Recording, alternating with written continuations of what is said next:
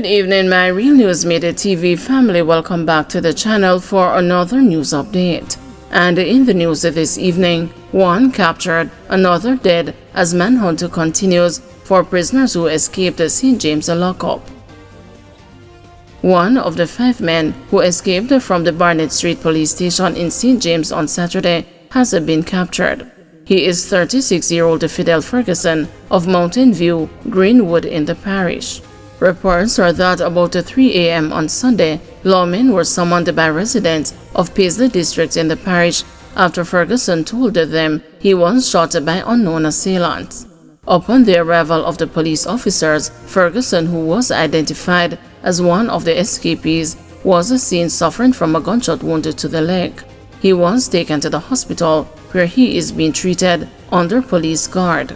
In the meantime, one of the other 4 escapees, 42-year-old Edgar Spence, a laborer of Belinda District, Flower Hill, was fatally shot during a confrontation with the police about 11:45 a.m. on Saturday. The other 3 escapees remain at large and are being urged to turn themselves in at the nearest police station.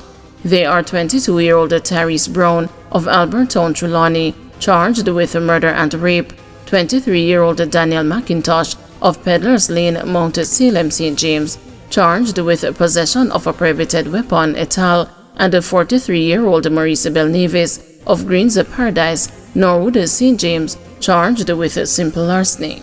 The police are once again reminding the public that it is a criminal offense to harbor fugitives. Additionally, anyone with information that can assist in locating these individuals is asked to contact the Montego Bay Criminal Investigations Branch at 876-953-6191, Crime Stop at 311, the Jamaica Constabulary Forces tip line at 811, or the nearest police station. Westmoreland wanted man captured, 2 firearms seized in 24 hours.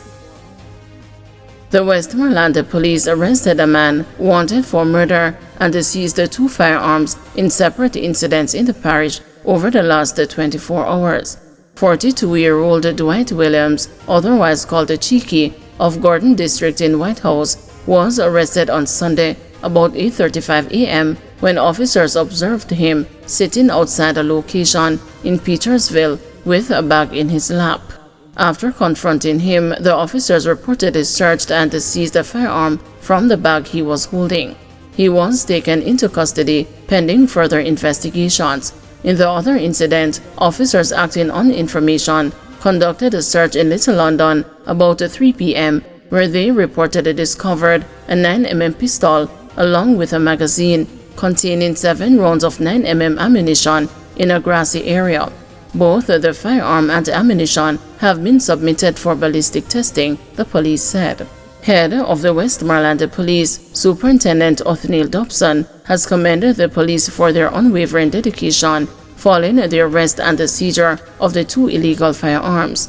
Dobson attributed the success to the execution of ongoing coordinated operations across the parish.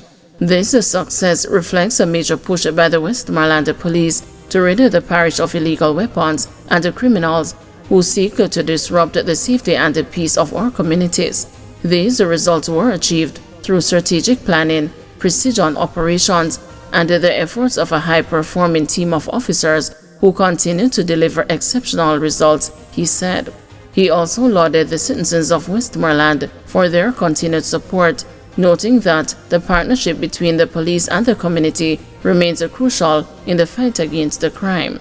The partnership with the citizens have been invaluable.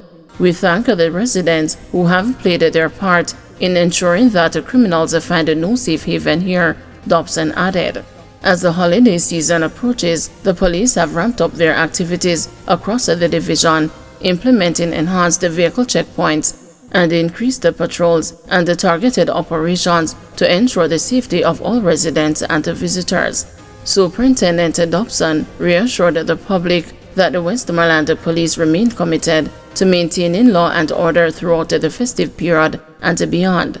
The police continue to urge citizens to remain vigilant and to report any suspicious activities and reiterate that collaboration between law enforcement and the community is key to creating a safer Westmoreland.